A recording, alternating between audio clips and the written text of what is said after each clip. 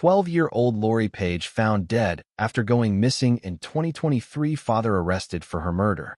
2 long years. The disappearance of 12-year-old Lori Paige, a student at Griffin Middle School who vanished in June 2023, had cast a shadow of pain and uncertainty over Tallahassee. Police, the FBI, community volunteers, and her family had tirelessly searched every corner, seeking a trace, an answer. Then, on a fateful day, after a prescribed burn in a remote, brush-covered area of Thomas County, Georgia, a place known locally as a plantation, the heartbreaking truth was revealed. "We have recovered the remains of Lori Paige," Chief Lawrence Ravel announced, his voice thick with emotion, during a press conference. "I promised you 2 years ago that we would find Lori and bring her home. Today is a sad day. But the promise didn't end there. I also promised you 2 years ago that we would find who did this, arrest them, and bring them to justice. And today, I stand before you to tell you that we have done just that." The person arrested was none other than Andrew Wiley, 36, Lori's own father, the very man who had reported her missing. After investigators pursued hundreds of leads across multiple states in an exhaustive investigation, he was charged with second-degree murder. In the early days after Lori's disappearance, her mother had relentlessly taken to social media, sharing everything she knew and expressing her frustration with the Tallahassee Police Department's investigation. She had bitterly remarked, "When I told you all, when I pointed out where you needed to check, what you needed to do, it took weeks for you all to bring out the dogs and helicopters." TPD fumbled the bag. She emphasized that Lori was last in her father's custody. "If Lori were with me, I would know where she was." Wiley initially claimed that his daughter had left home with a backpack in the night while he was at work. However, according to Chief Ravel, inconsistencies began to appear in Wiley's story within the first year of the investigation, during which Lori remained missing. The case evolved significantly over time, with key developments ultimately leading to Wiley's arrest, he stated. The turning point came in February when Wiley's phone was seized and analyzed. Investigators discovered questionable internet searches, including terms related to remote areas with bodies of water in Alabama and Georgia.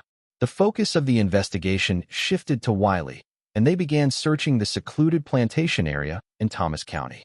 Numerous searches yielded no results until April 5th, when a prescribed burn cleared some of the underbrush, allowing Kairos, a dog from the North Florida search team, to locate Lori's remains. Previously, in the first 8 months after Lori vanished, first responders had conducted grid searches at San Luis Mission Park, the last place she was seen. The Tallahassee Police Department had asserted that they were exhausting every possible avenue to find any information that could lead them to Lori. Chief Ravel had told the Tallahassee Democrat that detectives were relentlessly trying to unearth any clue that could point to Lori's whereabouts. And on Friday, he stood by that statement, emphasizing that all law enforcement partners had worked nonstop on the case. Nobody gave up. Detectives had explained that Lori's case was far more complex than other missing children cases because she lacked a digital footprint, without a smartphone or social media presence. Furthermore, her complicated family dynamics, with members scattered across 3 different states, Florida, Tennessee, and Georgia, added another layer of difficulty to the investigation. Rudy Ferguson, a pastor and community advocate in Griffin Heights who participated in numerous searches for Lori, was present at the press conference along with many residents and law enforcement officials. "While this was the grim news we were hoping we wouldn't receive, on the other hand, we are grateful that we finally have this information," he said. "It brings some sense of closure. But it also reminds us that there is still work to be done in the community to safeguard our children, to protect them, to love them." Margie Summers, a paraprofessional at Griffin Middle School, remembered Lori as a really nice kid, a bright and attentive student who seemed to pour all her energy into her studies due to a troubled home life.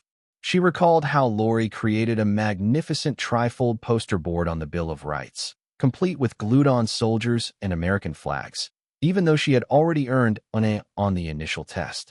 Ms. Summers also revealed that Lori had been in the custody of the Department of Children and Families when she was very young and had run away from home about a month before her disappearance, seeking refuge by a pool at an apartment complex where friends brought her food. She didn't want to miss school, so she left where she'd been hiding and showed up barefoot. Her dad, I should say her murderer, came and got her, Miss Summers said, her voice breaking. She added that Lori had never confided in her about the problems at home, but she told other kids she wasn't happy. On the 12th day of Lori's disappearance, Ms. Summers reached out to Pastor Ferguson, who helped publicize the case. Together with Patty Wilson, co-host of Patty's Playhouse radio show, they spent months trying to locate Lori and raise awareness about her disappearance. Now, Miss Summers was struggling to process the devastating news. I still think she's alive, and I just want to go find her. The words Lori and remains just don't go together at all. I can't pair those two words yet. The story of Lori Paige serves as a grim reminder of the dark secrets that can lie beneath a seemingly calm surface and the brutal reality that an innocent child had to endure. 2 long years of searching have ended in heartbreak, but justice, though delayed, has finally been served. Yet, the pain and lingering questions remain, urging the community to take action to protect other children, so that no other Lori Paige has to suffer a similar fate.